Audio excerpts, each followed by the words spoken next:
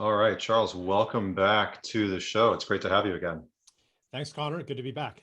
Yeah. So your recent episode really got a lot of traction, and I really enjoyed our conversation. And I don't think I've ever had a guest back on the show so quickly. But when I saw your article come out, the essay on conspiracy theories, I just immediately was intrigued and had to have you back on the show. So I'm looking forward to digging into this conversation. Um, so let's just start sort of high level, broad. The article is called The Conspiracy Myth, and you really talk about conspiracy theories as cultural myths and as these sort of important components to our societal framework, how we interact with each other, how we interact with systems. And maybe I'm extracting or sort of extrapolating there a little bit, but can you just speak directly to the role that conspiracy theories play and how they are these sort of myths that Yeah, have evolved in our society? sure. I'd be happy to. Thanks for asking. Um, I'll just the essay was prompted. I mean, I've been thinking about this for a long time, but it really came up strongly because the previous essay received a lot of criticism. One of which is, oh, Eisenstein's a right-wing conspiracy theorist. I mean, for one thing, I'm like, I'm right-wing. I mean, gosh, I've been a leftist, since I was 15 years old.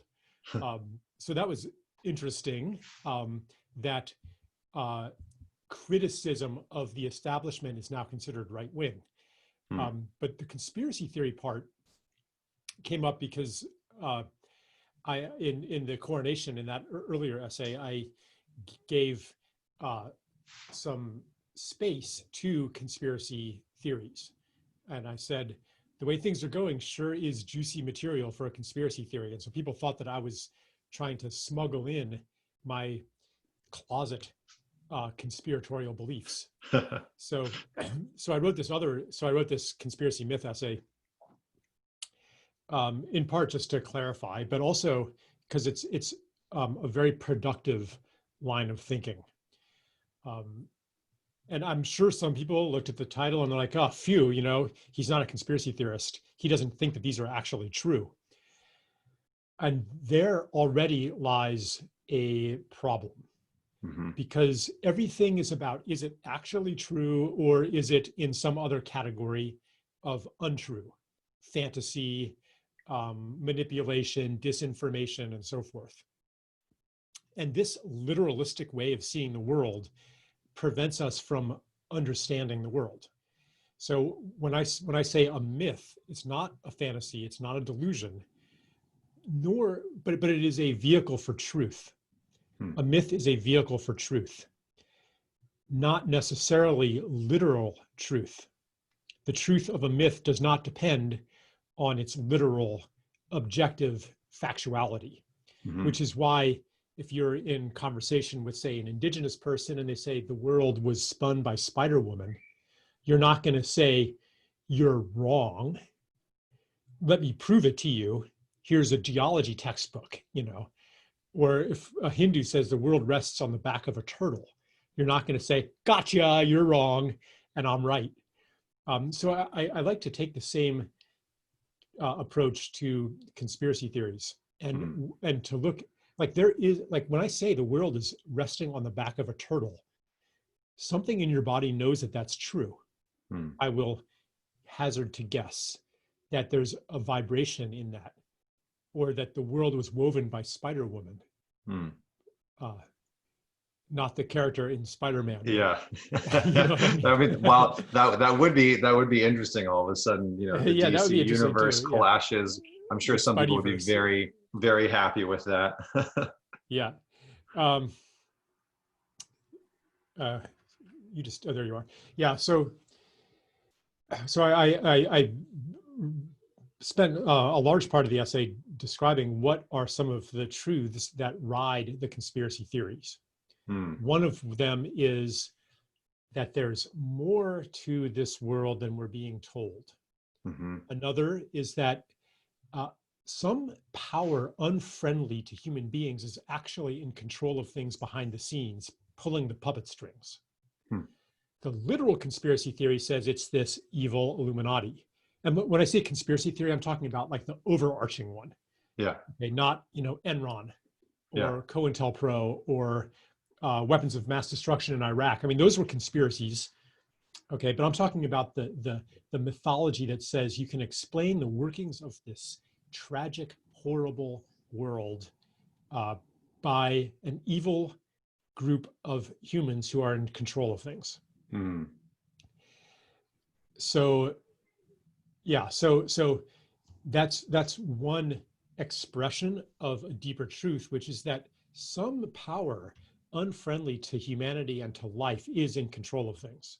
Hmm. But you could say that you don't have to locate that power in a group of conspirators. You could say that power is capitalism, that Mm-hmm. power is patriarchy, that power is white supremacy, something like that. Yeah. Really, where I locate it is actually underneath all of those three things, which is the story of separation, Hmm. a deeper mythology that holds us as separate from each other and separate from nature. Hmm. That's ultimately what scaffolds all of our systems like patriarchy and capitalism, and that pulls the strings, and that inhabits all of us too. This puppet master inhabits all of us. Yeah. So in a way, the conspiracy myth is it's an exporting of something that inhabits all of us onto an external entity that you can then blame and fight. Mm-hmm. So in that regard, the conspiracy myth is actually not it's part of the mythology of separation, which says the way to solve a problem is to find the enemy and dominate the enemy.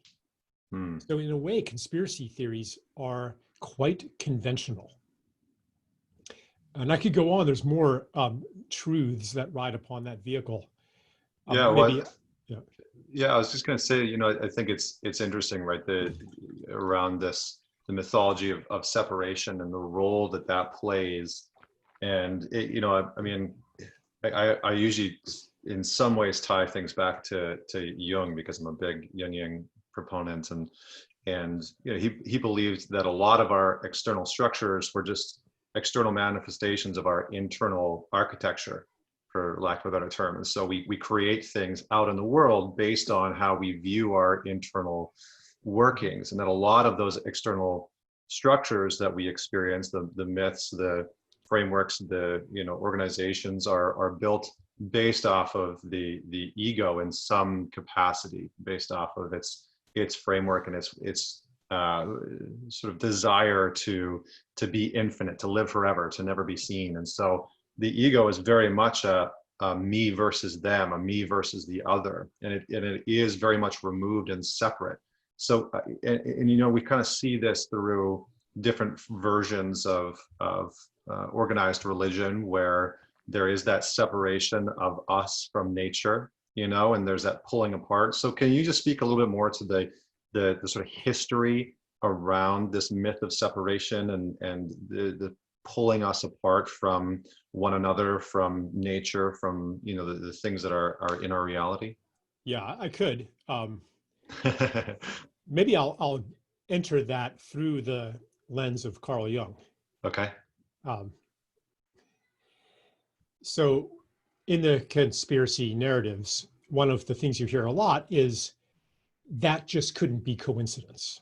The Hmm. fact that Johns Hopkins, funded by the Gates Foundation, et cetera, the Rockefeller Foundation, made this what was it called, Event 2020, almost like prediction Yeah. of an epidemic. Like there's all these things like that. And the more you look, the more you find. Yeah. And it's like, if that couldn't be coincidence, therefore somebody must have arranged it. There must be a hidden intentional power here. But think about Carl Jung's understanding of synchronicity. Hmm. So here he is in Manhattan having a conversation about what I can't remember, ancient Egypt or something like that, and bang, something bangs on the window, and it's a scarab beetle. Hmm. like on the, like that's hit the window of a Manhattan skyscraper. I Right. might be mixing up these details a little bit, okay? But these are meaningful coincidences. So does that mean, well, that couldn't have just, I mean, that's just too unlikely to have just happened randomly. So did somebody send that scarab beetle? Did somebody know that this conversation was happening and was listening in, and it was the FBI and they sent this scarab beetle to bang on the window? That is one explanation that preserves causal agency Hmm. as the story of separation understands it, because it doesn't require an intelligence in the world outside of human intelligence, Hmm. or outside of some locus of intelligence that's separate from the world. Yeah. But that's not how Jung understood it. He understood that there is an intelligence in the world that brings things into spatial temporal alignment in some kind of communication with the psyche. Hmm. Well, I think we could say the same thing about conspiracy theories. Like, yeah, all these things happen, and it couldn't be coincidence, but they have to happen this way in order to flesh out a story that has a psychological resonance. Mm. Because this feeling of they're out to get me, there's an evil power controlling life. I mean, these things are deep psychological wounds that are true. I mean, this suspicion is abundantly confirmed in the life experience of anybody who has grown up in a conventional school system and a market economy. Hmm. Like, there's somebody out there and they are not looking out for your best interest. Yeah. Okay, so the idea that events can coordinate themselves meaningfully and that evidence can appear in alignment with a psychology and a world narrative and a self narrative, like that idea, without that it's not God doing it, it's not some Illuminati doing it, but that it just happens as a part of reality, that is outside of the story of separation. The Mm. story of separation posits a reductionistic force-based causality. Something happens because something made it happen. And you can theoretically fully understand the universe if you could somehow analyze, fix the position of every particle and every force acting on those particles. In fact, that's what technology does. And it works in a certain domain. Mm. But it actually doesn't accommodate all of reality. It creates a hole that we go down into that looks like all of reality, Hmm. but it is actually a very narrow realm. And paradoxically, the farther we drill down into that hole, the more of reductionistic causality we understand, the less we actually understand about this universe. Mm. So a new story of interbeing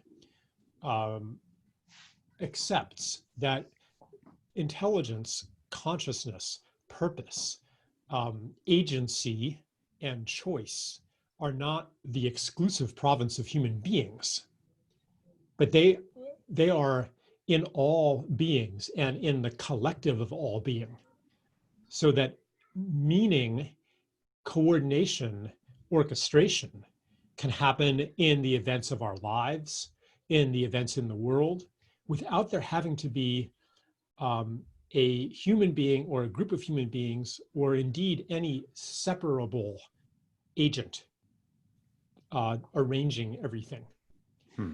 Now, you can take it another level and say, okay, actually this non-human or beyond human, other than human arranger actually does exist, but it doesn't exist on the level of force-based causality that we're familiar with. These beings exist on the level of myth.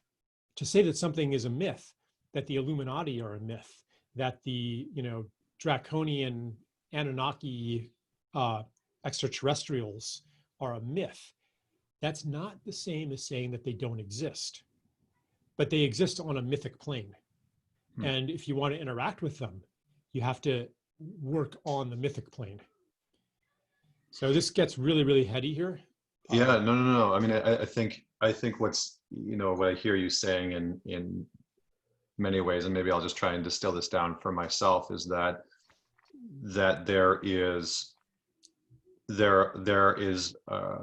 interconnectivity between all the events that are manifesting within our life and within our world, and that our psychological makeup to some degree really craves and desires some causal force, some sort of, person, entity, being, organization to explain why these things are happening. And this, I almost see it as like a removal of the unexplainable, or removal of the mystery of life or existence, right? That our ego, or the part of us that wants to control so badly, would prefer that the Illuminati is real, rather than just sort of like synchronistic events and chaotic events unfolding being real, because Right. that's almost much more terrifying. Because the idea that, I think Alan Moore had a quote something along the lines of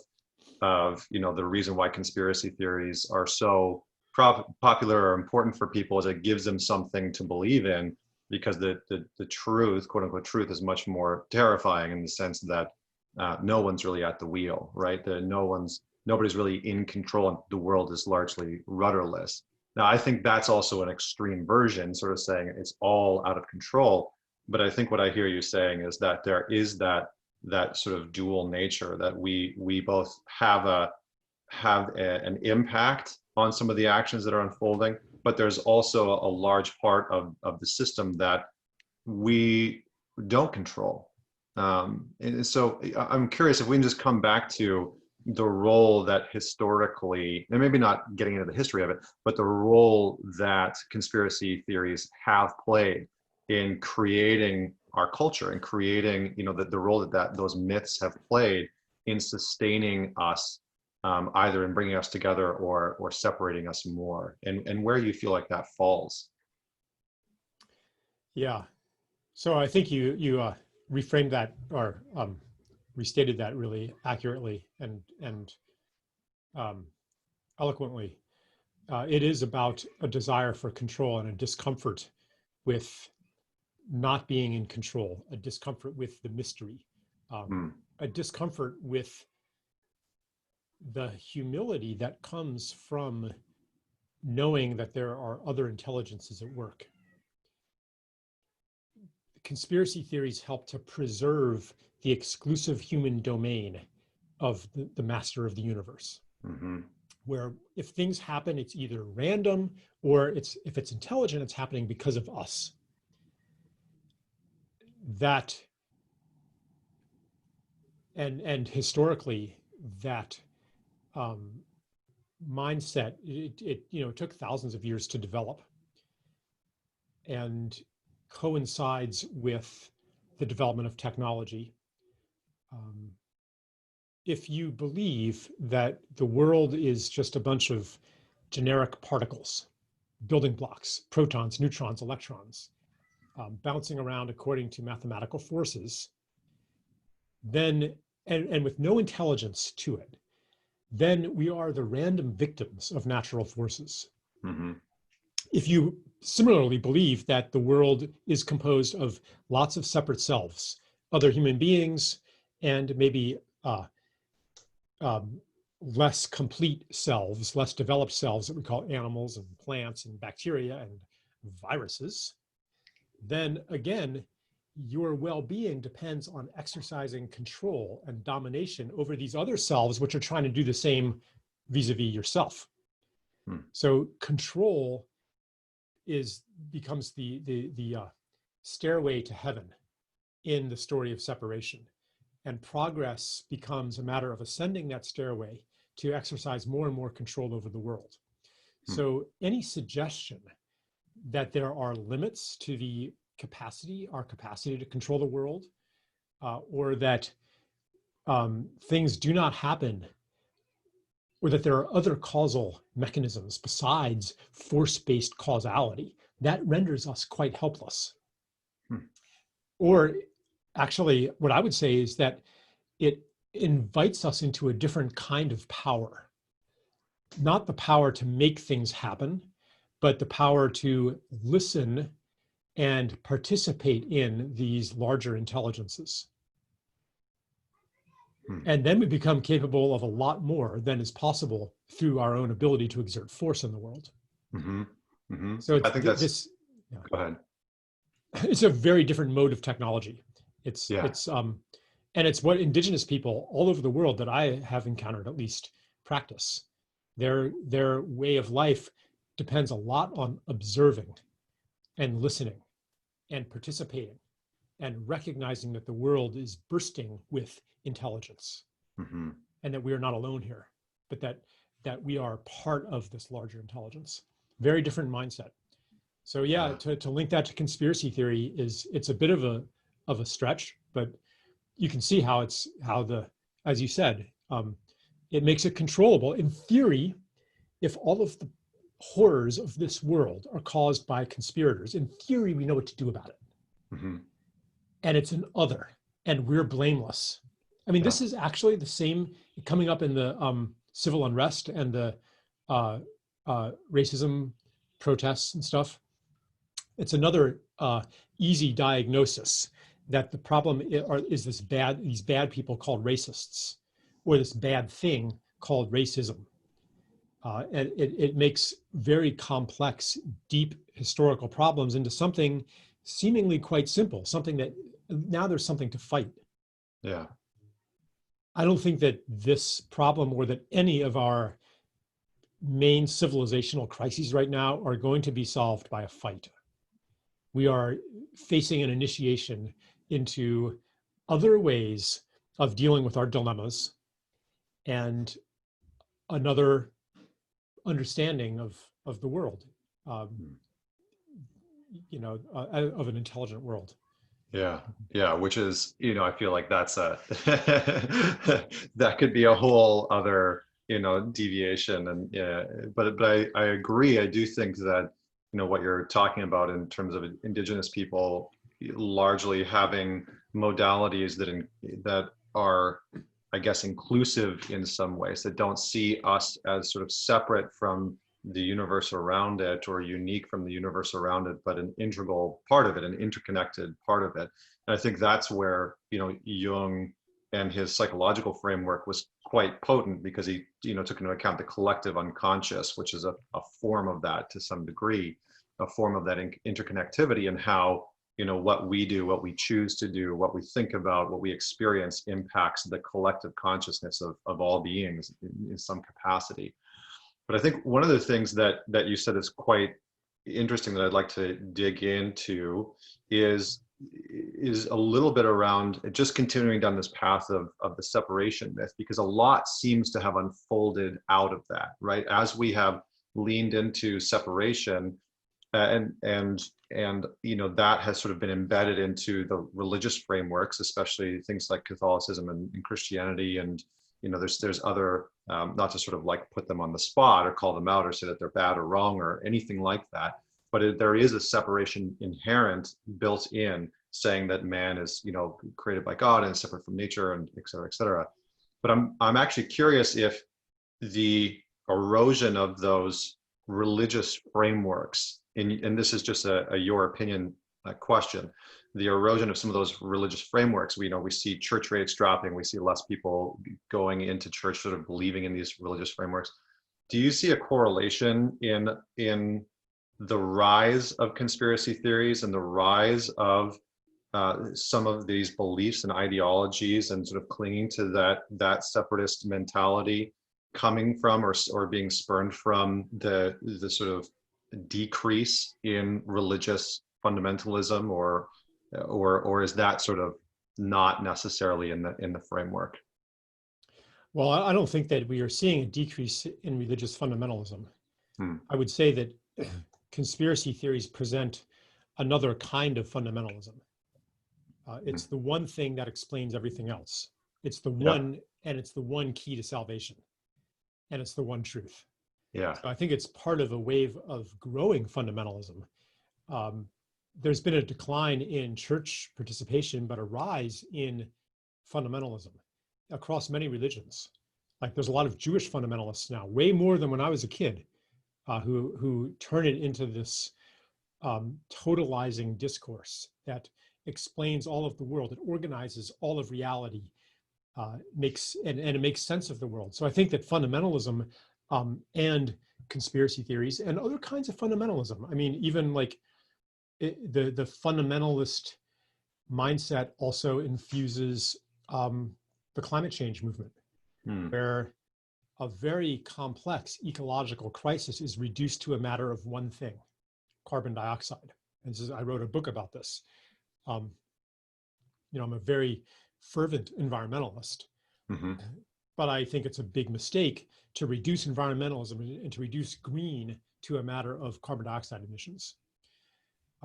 Anyway, so all of these varieties of fundamentalism they have a religious form, they have a secular form, but it's not actually secular, it's another religion. All of these forms of fundamentalism are a way that people cope with the disintegration of our sense-making narratives. It's the unraveling of reality that is frightening, and people retreat from that into these dark fundamentalist corners where now we have certainty again. It's like we've been trapped in this windowless hut,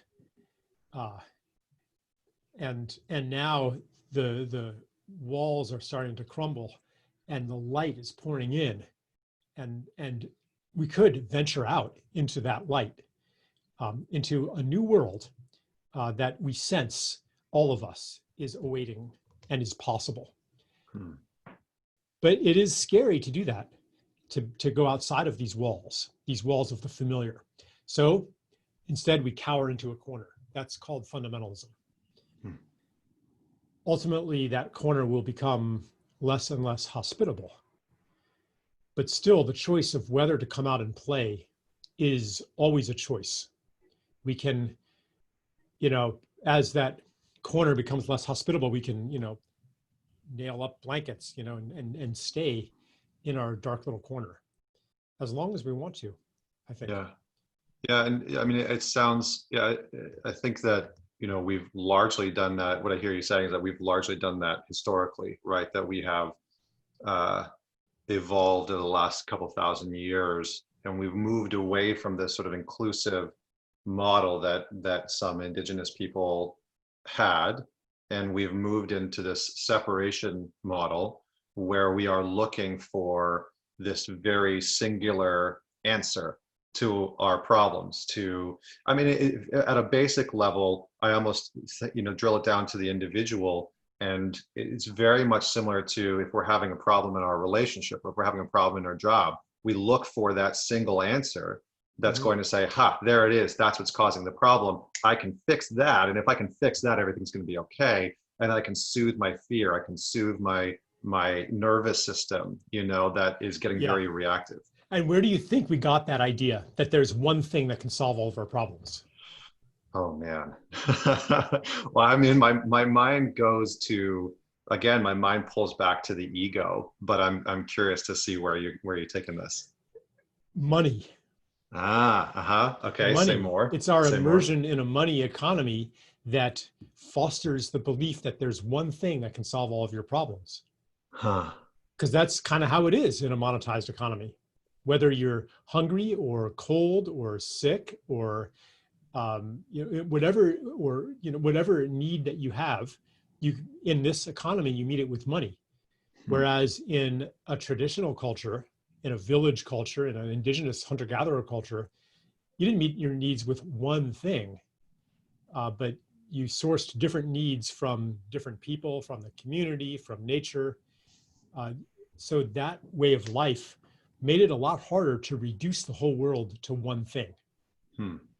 It's also a mindset that science fosters, because in science, the one thing that is real is number. If you reduce something to data, to numbers, if you can quantify it, then you can understand it.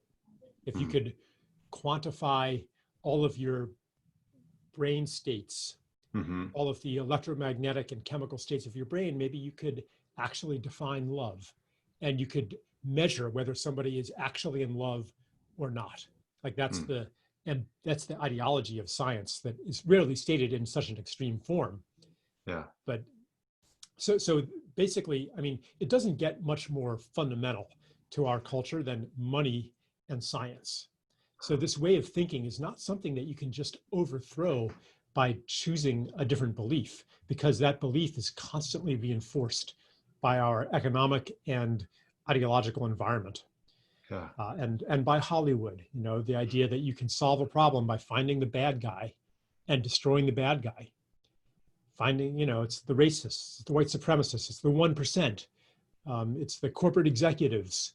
It's, I mean, you know, liberals and conservatives, both sides, they have their favorite bad guy. And that's why I think that this polarization in which both sides identify each other as the problem is the problem. Because as long as you're focused on the bad guy, you're not going to go a level deeper. Yeah. And look at the real causes of things. It's Well, a perfect way to maintain the status quo. 100%. Yeah. Yeah. Well, it seems to like shut down our capacity to just listen. You know, I think that one of the interesting things that you talked about before with the indigenous cultures and some of the more, for lack of a better terminology, like the inclusive models that exist, whether it's that or other models, that it requires a deeper kind of listening, right? A kind of listening where we are open to our constructs, our beliefs, our narratives, our frameworks, potentially not being right or accurate. Right. And that seems, yes. Yeah, go ahead. Yeah. It's the kind of listening that only happens if you're not so sure that you know. Yeah. So where do we go when we live in a world where we are, as human beings, we seem to be largely conditioned to crave knowing, to we sort of cling to this, and I think that's why conspiracy theories are they're becoming so popular, because I think a lot of people, they're sort of rebellious, they're counterculture in some way. But also there is a form of righteousness that comes in it, right? That's sort of couched in, well, I believe this conspiracy theory and it's the truth. I know, I've done the research, you know. So here's another thing that I want to bring in. Yeah. The migration to conspiracy theories is totally natural and understandable if you're coming from a place where you thought you knew. And now, one by one, the things that you thought you knew are revealed as false. So if you had believed fully in the efficacy of modern high-tech pharmaceutical medicine, and that this is the most advanced medicine in the world, and you get sick, and you go to the doctor, and the doctor can't fix you, and you go to another doctor, and this doctor says it's all in your head, and you're told that you're crazy, and you're given psychiatric medication because you must be making this up, and finally you go to some alternative practitioner and says, oh, here's what it is, and then they give you something that Wikipedia and quackwatch.com say is pseudoscience and quackery, and it works. Yeah. Like I had a friend who had severe debilitating menstrual cramps every month for her entire life. Went to every doctor, nothing. And then she went to an acupuncturist and it was better after one session. 90% better after one session and totally gone after a few sessions. So when you have something like that, then you're like, okay, something that I had accepted as truth itself wasn't true. And this is what authority has been telling me is true. What else are they telling me that is true that may not be true? So the story starts to unravel. And it's very natural to step into, well, they've been lying to us. What we had seen as good is actually diabolical. Huh. So in a way, conspiracy, that kind of conspiracy, is a natural stepping stone into the unknowing. Hmm. So there's really nothing wrong with it. And I wanted to bring that up also to say that the term conspiracy theory is very often used as a smear or a slur to discredit anything that deviates from the established narrative. Yeah. So in fact, I think that most of the pieces of the established narrative are in some way unsound. Either they're incomplete or they are totally wrong and distorted. Yeah. I certainly lived my life, I haven't been to a doctor since 1991, I think. And I've, had abundant confirmation of what were initial suspicions when I first encountered Chinese medicine in 1991. And anyway, so that's a whole other rabbit hole, but just to say that by talking about conspiracy theory as myth, I don't want to discredit all of the pieces from which conspiracy theories are built, because Yeah. I think that there's that we as a society have gone down into one of these holes that looks like all of reality, but it's actually a very narrow, cramped ghetto of reality. Hmm.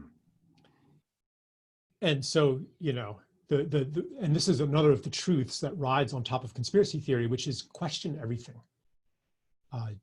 Don't believe what you've been told, what has been established even as truth. Hmm. And it doesn't mean that it's all wrong either. Like, I know quite a few people who believe that the earth is flat. And that this conventional astronomy and everything built around it is a hoax. And these are some of these are very intelligent people with like Ivy League educations. Mm-hmm. And so I'm like, okay, let's put everything on the table, and I will abandon my conviction that the earth is round. And I did that. And what I came to was, I think that the earth is round. Hmm. But it wasn't because I was unthinkingly, blindly accepting that as dogma. But it's because after stepping into the unknown, like it's pretty brave to abandon things that are so core to your identity, to your world. I mean, it's like vertigo when reality falls apart like that. Ultimately, we're going to have to take one step after another into that realm. Yeah. Because the reality that we've been occupying as a culture is driving the planet to ruin. Well, okay, I'm not going to say we have to. We could continue driving the planet to ruin. Yeah. But I would like to invoke the possibility that we will choose otherwise. I want to make this choice conscious. And one way to make it conscious is to point out that there are other possibilities out there beyond what our education and our systems have narrated to us as real and true. And I hope that everybody listening has been blessed at least once with an experience that defies conventional explanation. Those experiences are a medicine. They are a gift. And if you accept that gift and don't just reject it and categorize it as, well, that was weird, or I must have been imagining that, or that person must have been lying to me, or whatever, not going to think about that. But if you actually accept that and let it do its work, it will unravel your entire reality. Because if that's true, then what's true? And if that's true, then what's true? And then what's true? And then what's true? So we are constantly given these offerings, these medicinal gifts by the beings who are outside the bounds of conventional reality, but that indigenous people totally recognize, mythic cultures totally recognize, but we're being given gifts by these beings, each one of which is an invitation to come out and play.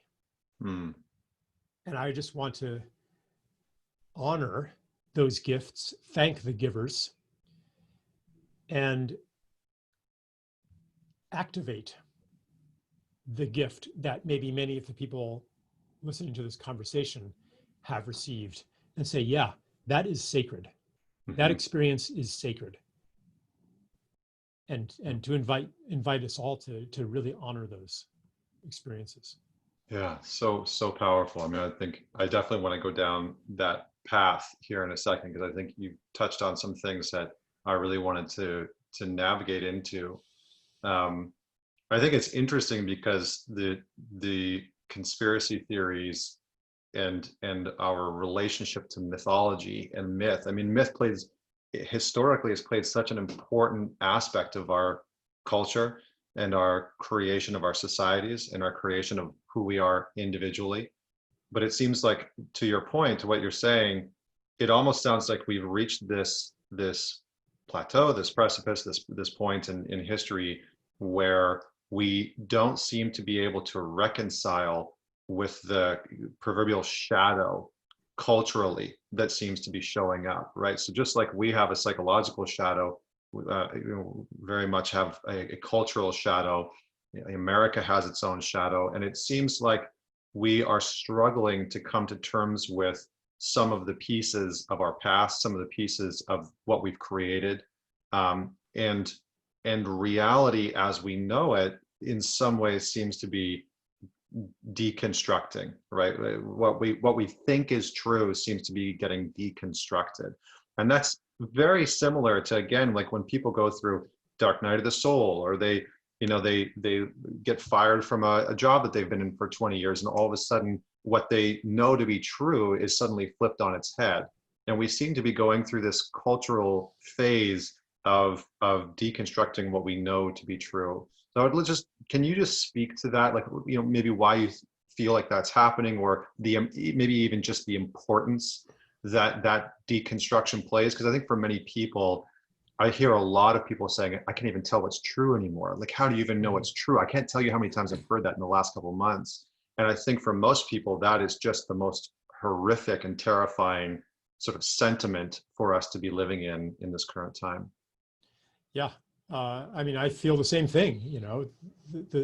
Our traditional go-to sources for truth are not delivering reliable truth anymore. Yeah. The New York Times, CNN, the CDC,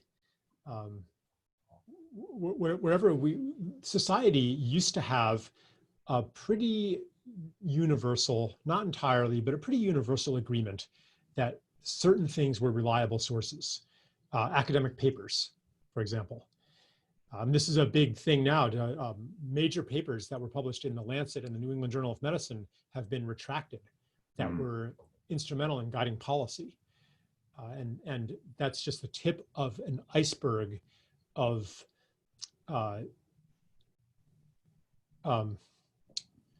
what's the word? Pharmaceutical industry influence on research and publication, and in general, academia, the media. These were the two main sources of truth: the media and academia, objective science and objective reporting. And neither of them are very objective anymore. They are instruments, especially the media, is an instrument of narrative warfare.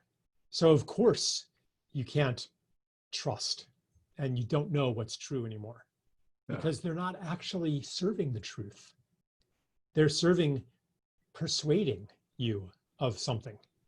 And that is a mentality of control, actually. Persuasion.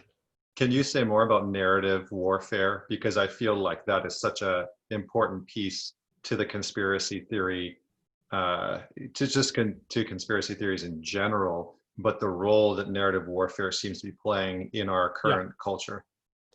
All right, so if you understand, so this starts with the basic solution template of defeat the enemy, and the problem is solved. Now, so good defeats evil. That is the storyline to a better world. That's, we've seen a million Hollywood movies in which that is basically the plot. All right, so who's good and who's evil?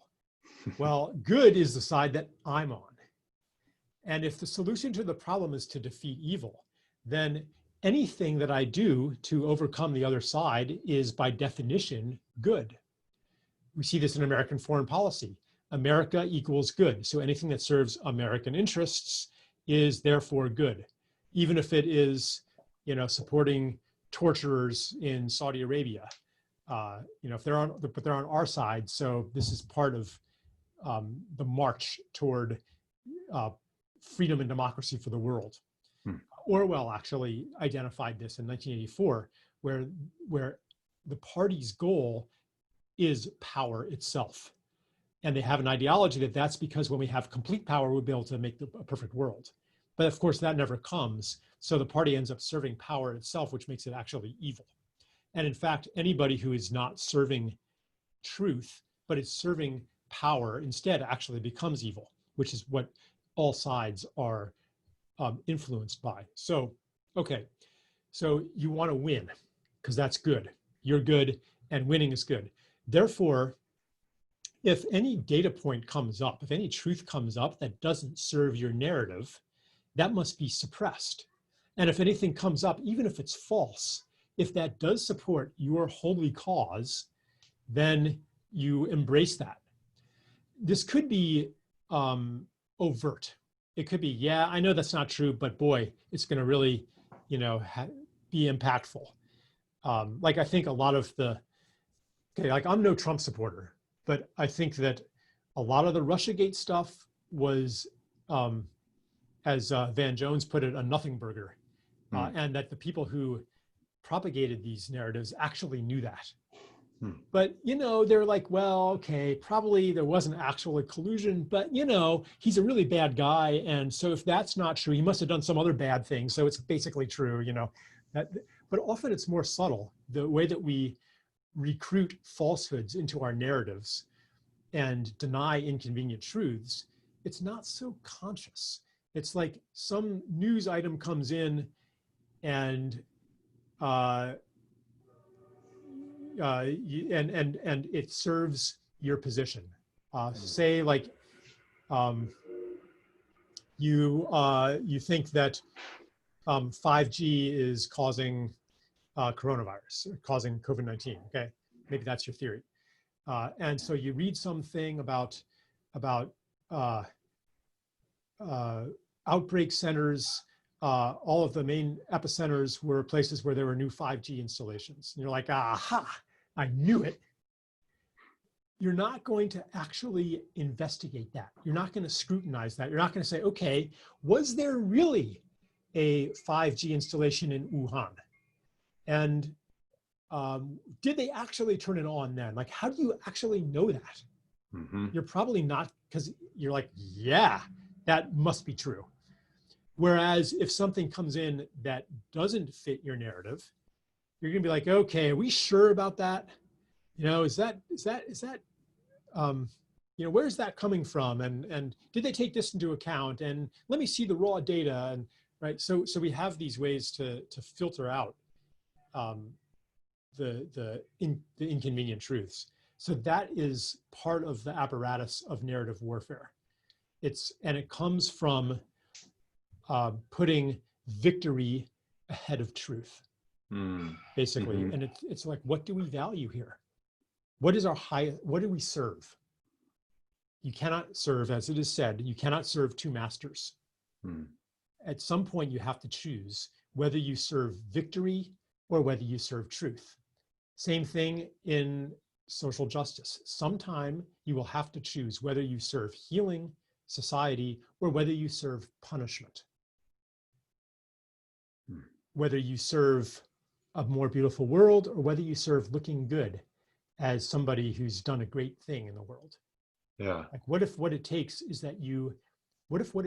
heal the world is that you have to admit publicly that you were wrong? What if you have to let go of the other side ever admitting that they were wrong, ever being shown up for being wrong, ever getting punished, ever getting held to account? Now, I'm not saying that people shouldn't sometimes be held to account. Like, but what does that actually mean? Mm-hmm. If we're moving beyond punishment, what does it mean to hold someone to account?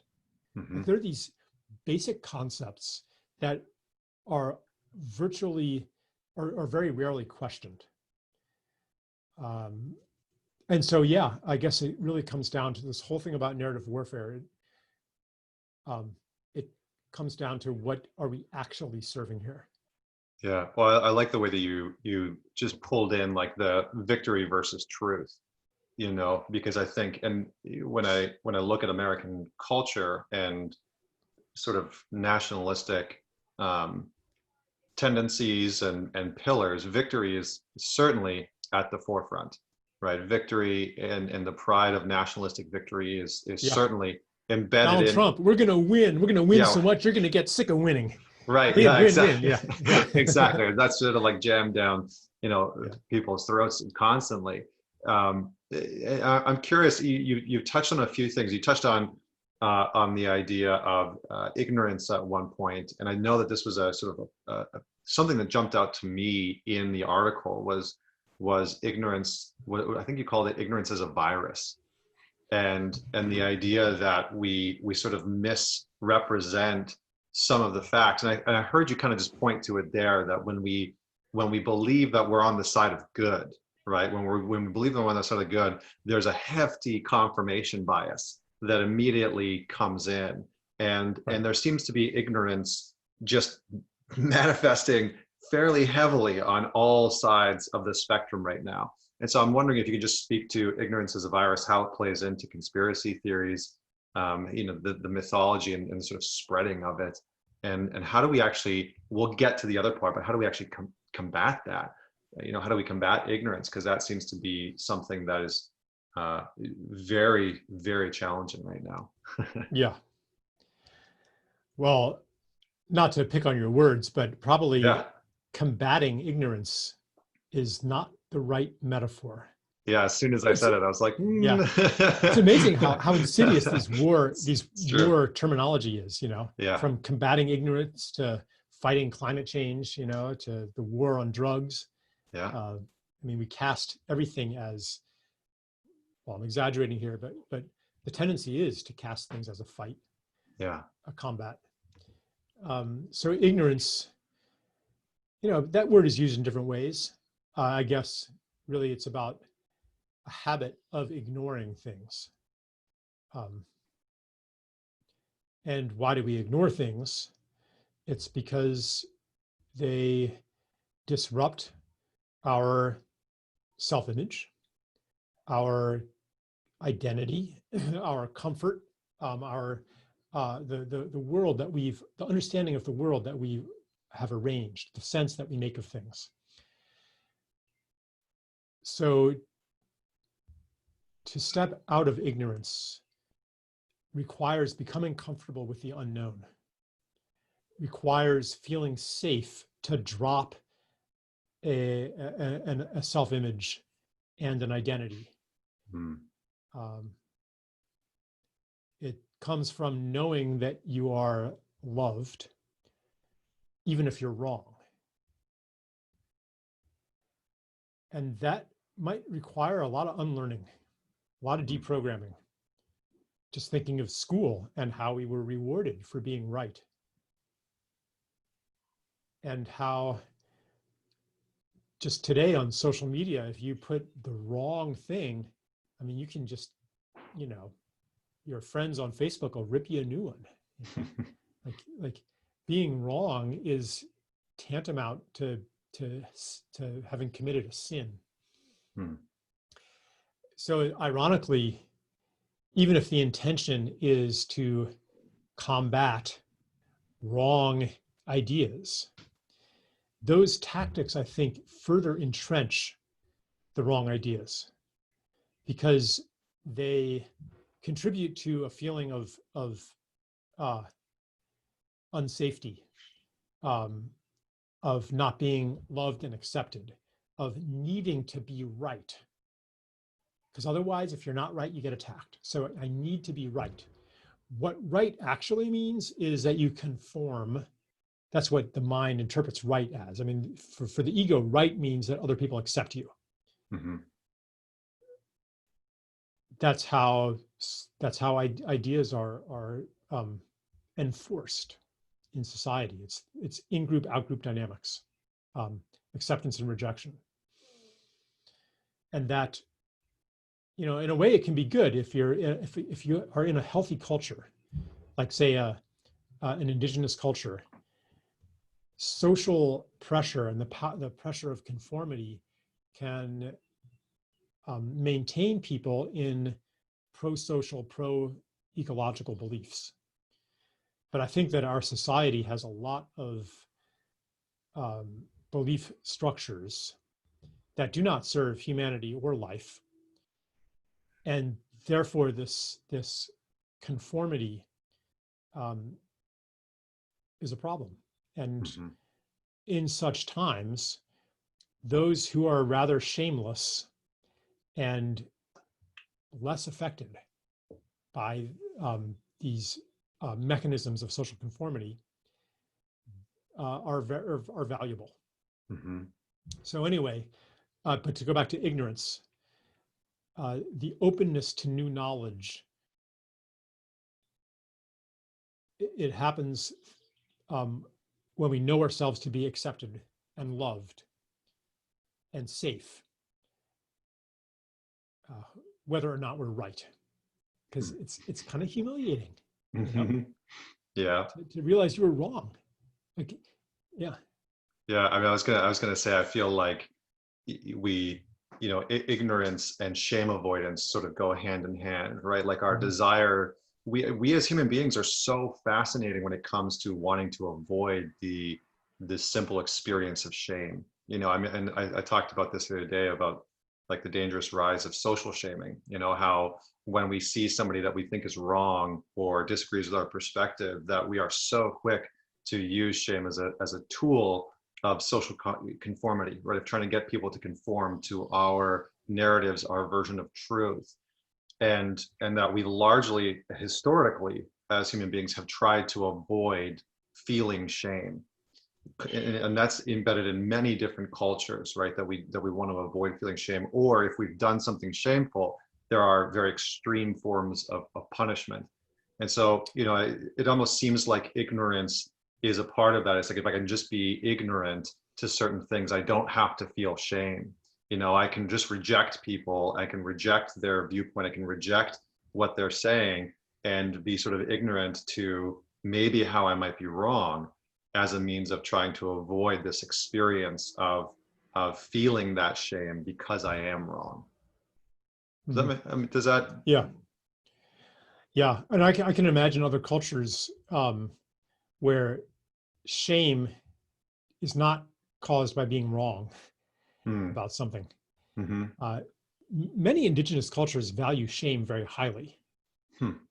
It's how the culture maintains its integrity. If you deviate from cultural norms and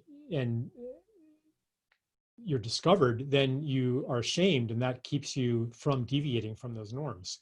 And those norms might serve life.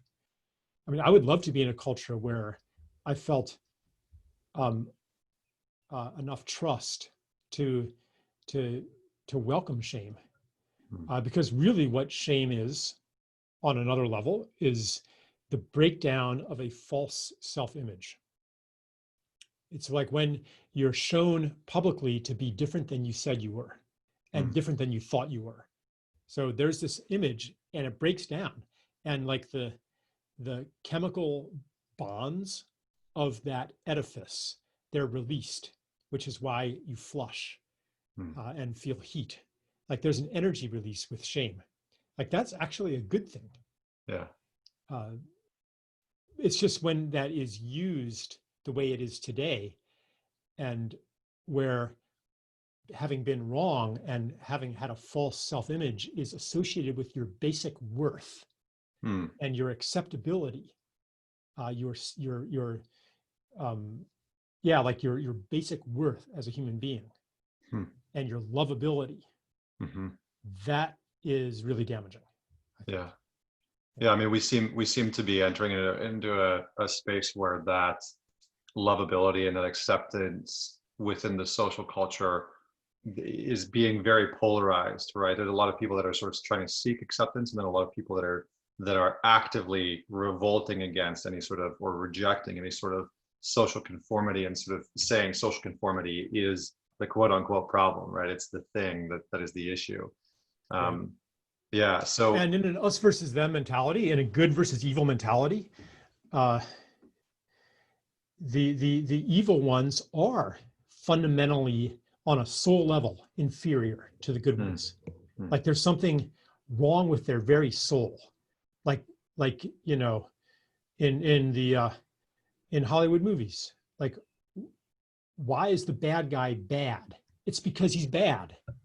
Like, you know, Thanos, he's just bad.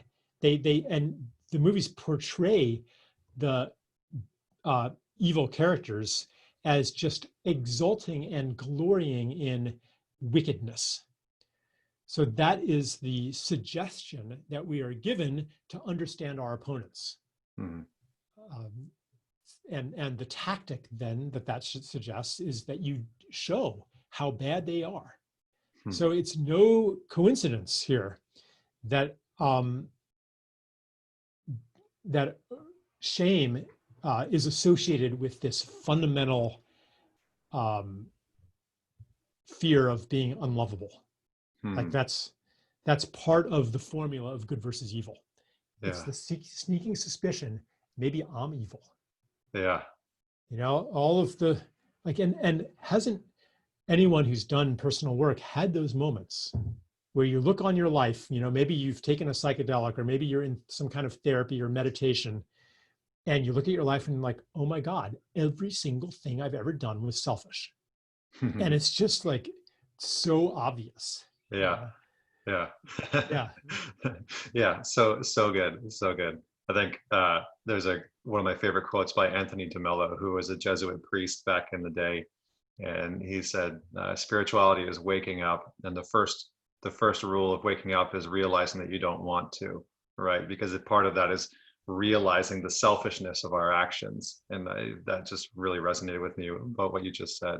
I'm gonna use this as a springboard to talk about connecting that, or not even connecting, but just getting your input and insight into climate change and conspiracy theories, and how those two things are maybe starting to intersect, because there seems to be a lot of interconnectivity between the two of them. And then I do want to sort of go off a little bit towards the end of this interview, and maybe dialogue about extraterrestrials and the rise of UFO sightings and confirmations Uh, and stuff like that, because I feel like there's a lot of juicy stuff in sure. there. But let's just talk about climate change, because I'd love to get your perspective on how conspiracy theories have played into climate change and the action that maybe needs to be taken.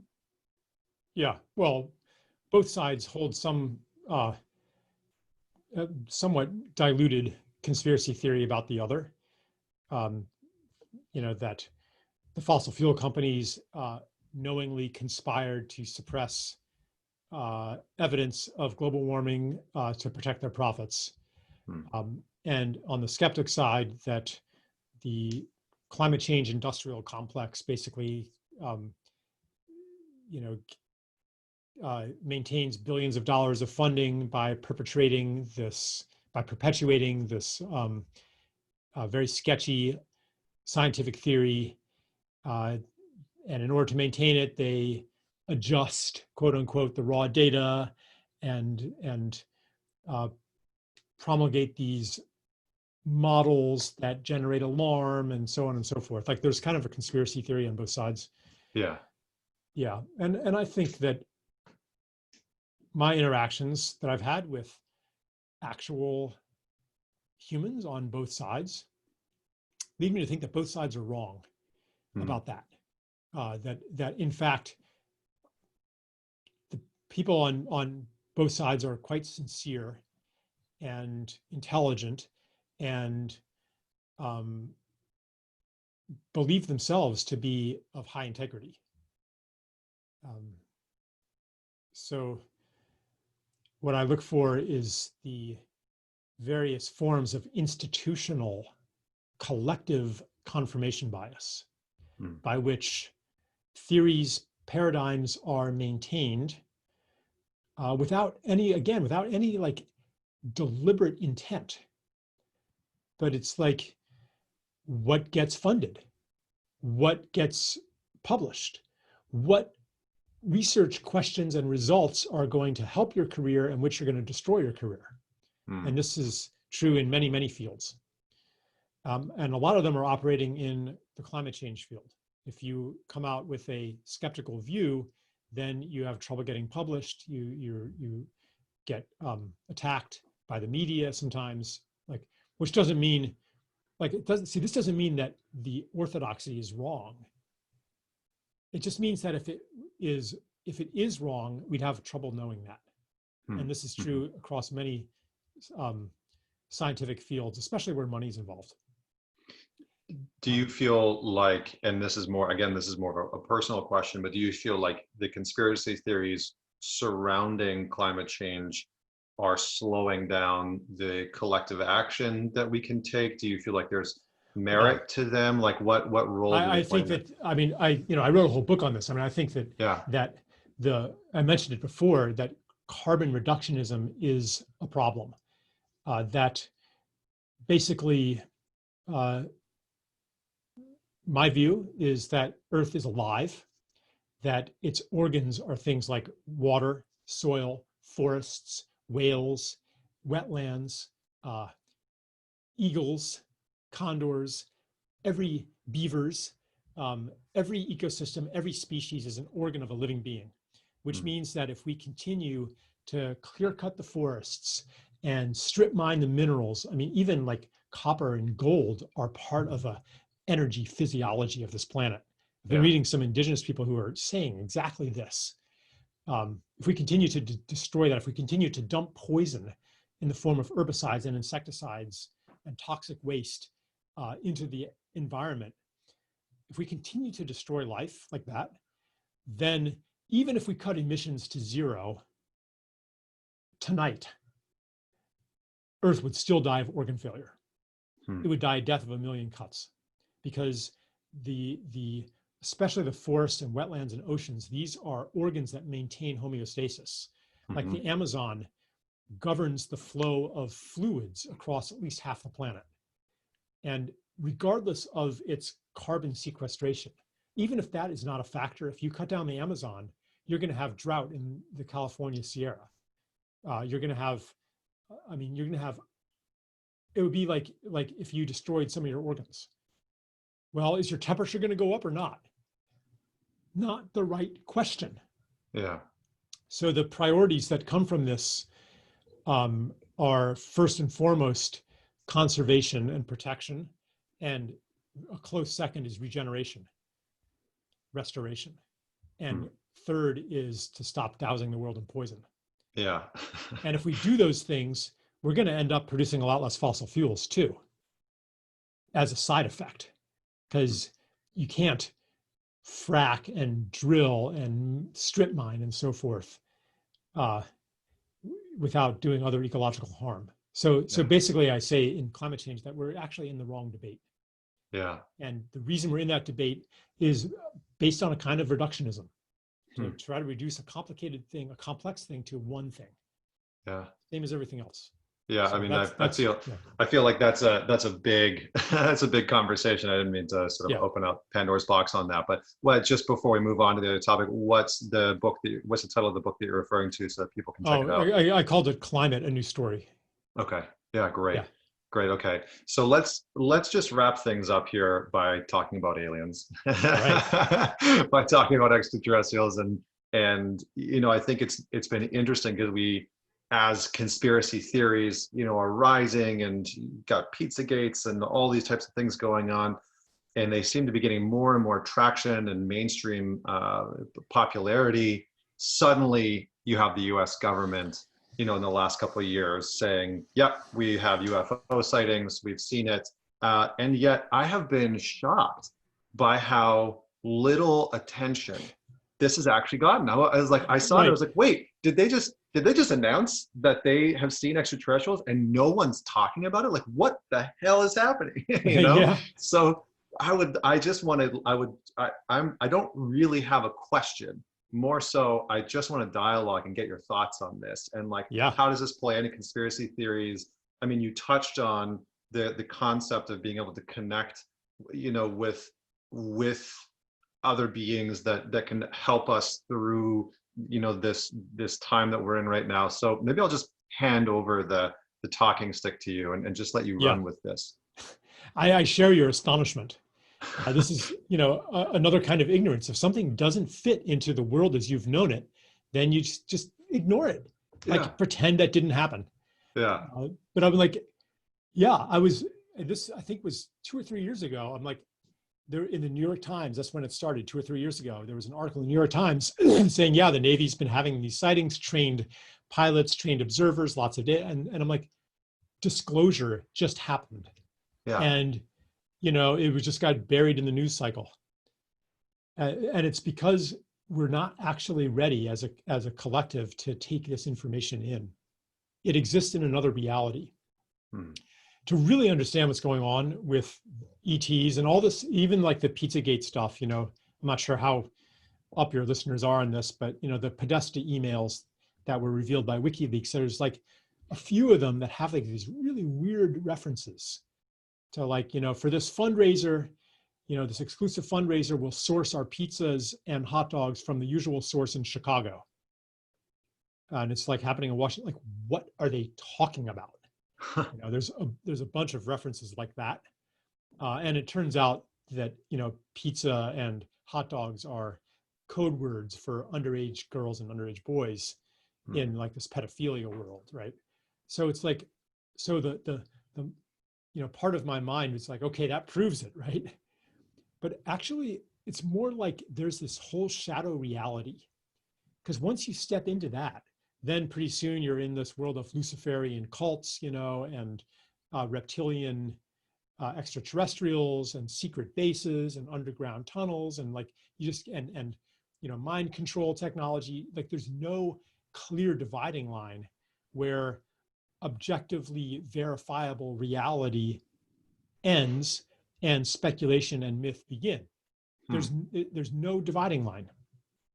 So the way I see it is that there are, like, imagine it this way, that there are multiple timelines, parallel realities with multiple histories, multiple pasts, and leading to multiple futures. And we're on one of those, one of these streams of reality. And there are these other ones that you can branch off onto. If you dive down into that rabbit hole, and you start watching these defectors who claim to have been in secret military programs and so on, like, it's like you're entering a different reality. And the more deeply you enter it, the more evidence you find. So the mind of separation thinks, well, that's what was really real. But it's actually that you've entered a different reality. The thing is, sometimes through something akin to quantum tunneling, pieces of these other realities penetrate into our own. And they are easily rejected because there's not a lot of them, and people are, as we were saying, ignorant. But what's happening now is that our reality, as we were saying before, is unraveling. Yeah. And the walls that kept these other streams of reality from encroaching too much are really starting to fray. Yeah. And so we're getting like all kinds of weird data points coming in that may cause people to doubt what is real.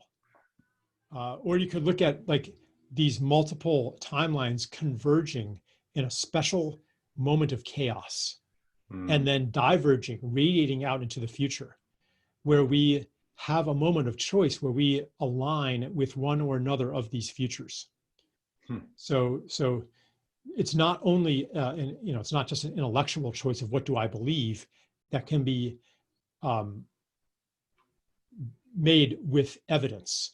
it is also a spiritual choice that we cannot abdicate to evidence, but we are choosing who we will be.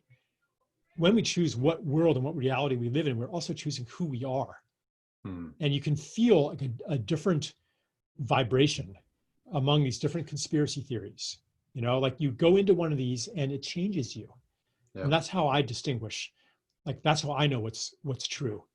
Who do I become inhabiting this particular stream of reality? Do I become more happy, more active, more empowered, or do I shrivel up into, you know, conspiracy website addiction?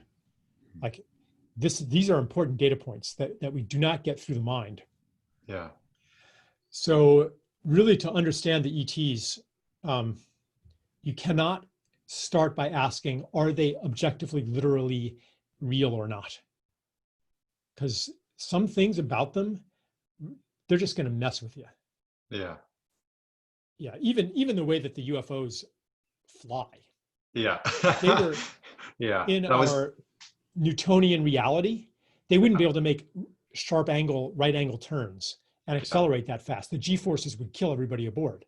Yeah. So they're not actually real in the way that hard, discrete objects are real. But that doesn't mean that they are fantasies, hoaxes, or delusions either. Yeah. They're really they're part of the breakdown of our reality. Like they're an encroachment of something from a really different universe than what we have boxed ourselves into. Yeah. Yeah. Interesting. I mean, there's so much to this conversation that I would love to get into, and I think I'll maybe pull out a few other pieces. I think the fascinating part to me about what you just said is how, again, just looping in ignorance of how this information has come forward, and largely the collective psyche has just sort of brushed it aside, right? You have the main governing body sort of saying like, yep, this is here, and you can go watch the footage. And, you know, I watched the footage, and same thing, like seeing the way that the crafts move, and it's like, holy cow, like what the heck is that? Like what's going on there? But I'm curious as to sort of two or three things. One, and maybe I'll ask them individually. One, what do you feel this points towards in terms of our collective consciousness and our sort of collective path forward? Is this Connor, something maybe that you we should can? just ask all three of them so we can, and I'll just Yeah. make I'll wrap them into a concluding statement, and maybe we'll have Okay. to do this again someday. Yeah. So what do you think this says about our collective consciousness and its path forward? And is there something within the sort of rise or acknowledgement of extraterrestrials' existence that we should take into consideration about the main sort of challenges or obstacles that we're facing as a species? I know those are big questions. But I kind of wanted to get your thoughts on that, and maybe we'll have to do part 3 specifically about this. Mm-hmm.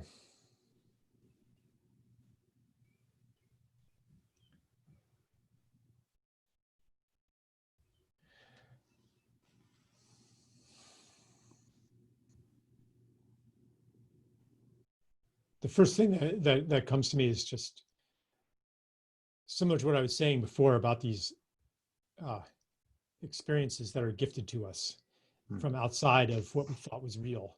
I mean, this is one of these beings knocking on the door, asking us to come out and play in a larger reality. And so I would just say that we should receive this gift, this disruption, this disturbance. And anytime you think that you know, and anytime you feel despair, because despair actually is the translation of grief into a story of what is possible and impossible. Anytime you feel that, ask yourself, does my despair take into account the reality of UFOs? Does my despair take into account all of these other data points that are encroaching on the reductionistic Newtonian force-based causality that we assume as a culture is what is real.